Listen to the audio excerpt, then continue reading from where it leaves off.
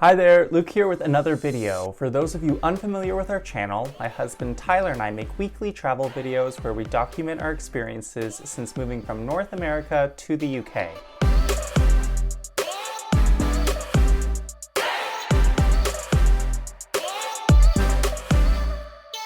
If you've been watching our videos for a while, you'll know how much your likes, comments, subscribes, and give thanks are valuable to us and really help support this channel, so please be sure to do so if you are able. If you've been following along with our series so far, you'll know that we have been traveling around Spain. This was in the summer of 2021.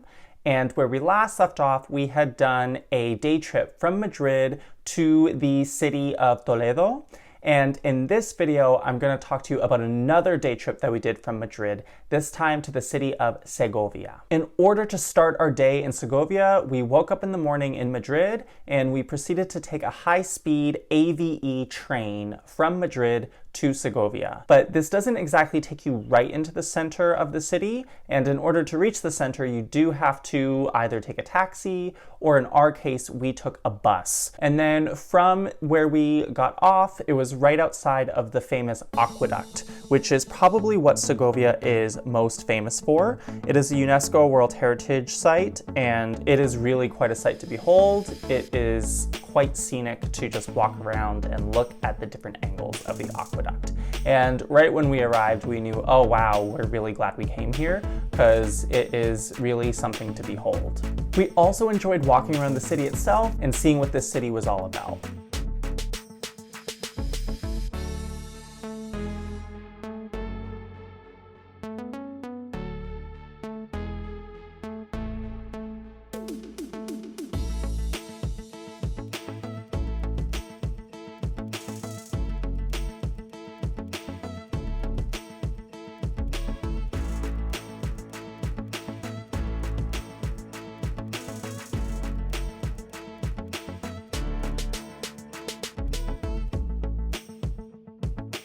Another spot worth visiting is the beautiful Segovia Cathedral, which is a mid-16th century Gothic-style Roman Catholic cathedral that is located in the main square of the city, so is super easy to reach and get to, and definitely worth your while.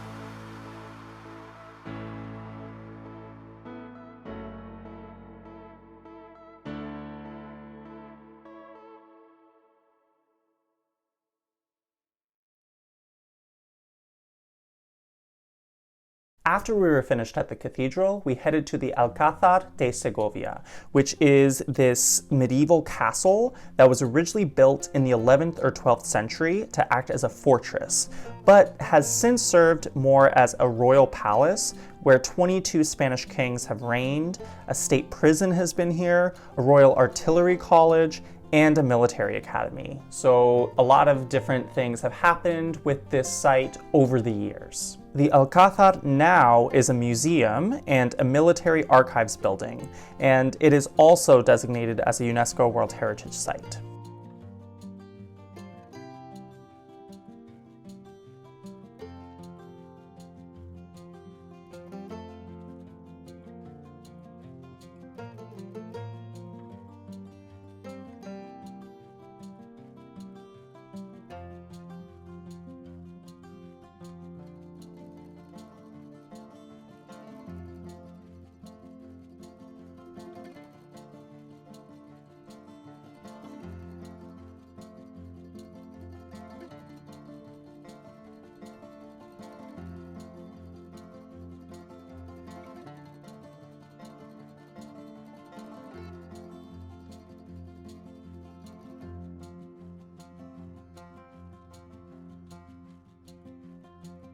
At the top of the Alcázar, you get amazing panoramic views of the city of Segovia, as well as the Guadarrama Mountains.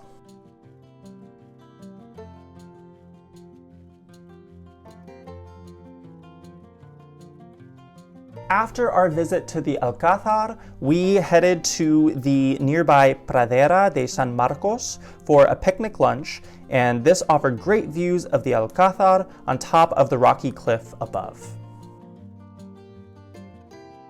After our picnic lunch, we just enjoyed walking back into the city center and just wandering a bit through the tiny little winding streets that can be found here.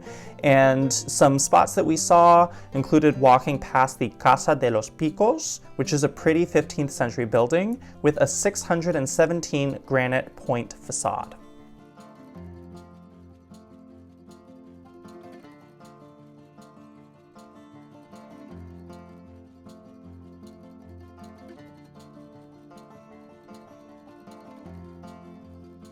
We finished our time here in Segovia revisiting the beautiful aqueduct. I would have to say that the aqueduct really is the showstopper and main attraction of Segovia, and you should definitely factor in some time to really explore it.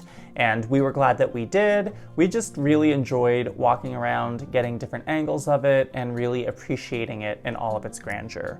Just a bit of background about what it is. As I mentioned, it's a UNESCO World Heritage Site, and it runs right through the town center. It is actually one of the best preserved elevated Roman aqueducts, as well as one of the best known examples of Roman engineering. It does act as the primary symbol of Segovia and is even included in the city's coat of arms. Surprisingly, the aqueduct is still in use today, carrying water 16 kilometers or 10 miles from the Frio River to the city of Segovia. We found that this aqueduct was just so amazing, we really couldn't get enough of it, and definitely worth visiting if you are in the Madrid area. Super easy day trip to make and super worth your time.